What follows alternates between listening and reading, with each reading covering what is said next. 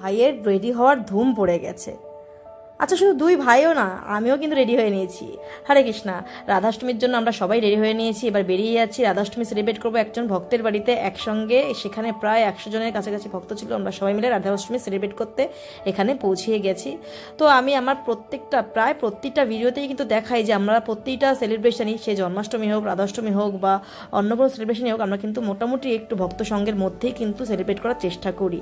একা একা বাড়িতে বসে সেলিব্রেট করা হয় এমন না যে হয় না, কিন্তু ভক্ত সঙ্গের মধ্যে যে কোনো তিথি সেলিব্রেট করলে সেটার কিন্তু আলাদাই বেনিফিট এবং আলাদাই এনজয়মেন্ট থাকে। সেই এনজয়ের কিন্তু কোনো তুলনা হয় না, মুখে বলে সেটা কিন্তু বোঝানো যায় না। একসঙ্গে সব ভক্তরা মিলে করলে ফাস্টিংটাও ফাস্টিং বলে মনে হয় না উপবাসের টাইমটা কীভাবে কখন কেটে গেছে, বেরিয়ে গেছে। এবং আনন্দেরও কিন্তু অপার আনন্দ ফিল করা যায়, যেটা আমরা রাধাষ্টমীর দিন পেয়েছিলাম। তো রাধারানীর কৃপা কিন্তু সত্যি অনেক বেশি অপার, কারণ ভগবান কৃষ্ণচন্দ্র ভগবান তিনি তো তাও যোগ্যতা অযোগ্যতা দেখে বিচার করে তারপরে কৃপা দেয়।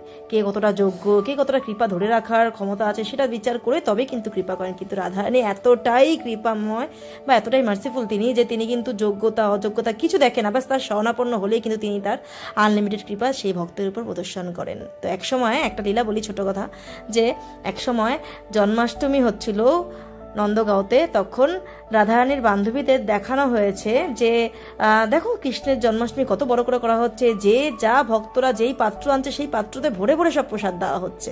তখন রাধারানীর সখীরা বলছে, আচ্ছা ঠিক আছে, তোমরা রাধাষ্টমীতে কোনো সময় বার্সেলোনাতে এসো, দেখাবো যে রাধাষ্টমী কীভাবে পালন হয়।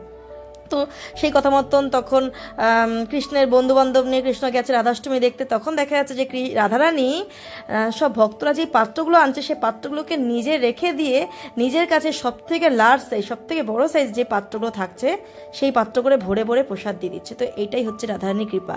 রাধারানী দেখে না কে কতটা যোগ্য না যোগ্য, বা কার কাছে কতটা ধরে রাখার ক্ষমতা আছে কৃপা, তার কাছে মানে রাধারানীর কৃপা ধরে রাখার আদৌ যোগ্যতা আছে কিনা কিছু দেখেন না, ব্যাস শরণাপন্ন কেউ যদি হয় রাধারানীর, ব্যাস তখনই কৃপা, আনলিমিটেড কৃপা তার উপরে প্রদর্শন করেন। তো রাধারানীর কৃপা ব্যতীত কৃষ্ণকে পাওয়া কিন্তু একেবারেই দুঃসাধ্য। তাই আমরা অনেকেই জন্মাষ্টমী করি, কিন্তু রাধারানীর অষ্টমী বা রাধার রানীর যে জন্মতিথি সেটা কিন্তু আমরা পালন করি না।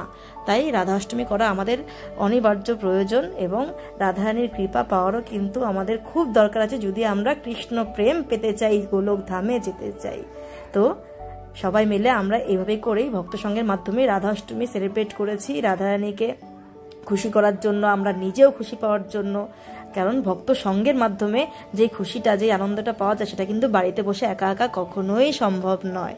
হরে কৃষ্ণ কৃষ্ণ কৃষ্ণ হরে হরে, হরে Ram Ram Ram Hare Hare. Belated happy Radha Ashtami everybody. Hari বল, রাধে রাধে।